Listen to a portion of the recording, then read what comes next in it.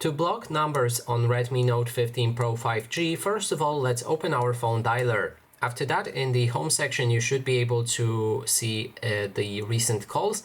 You can select any of those numbers from this recent calls, missed, or the calls that you've made, and then just click and hold them to block them.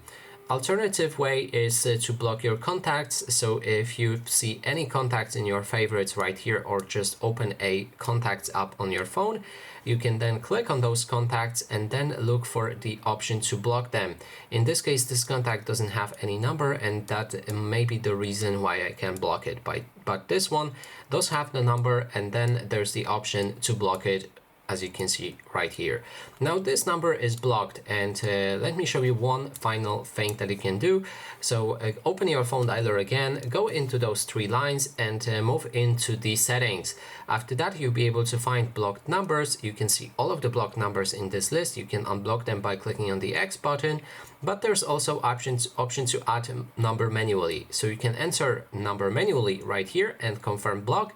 That way this phone number will be blocked as well. And that is basically everything. Thanks so much for watching, and if you like this video, please consider subscribing.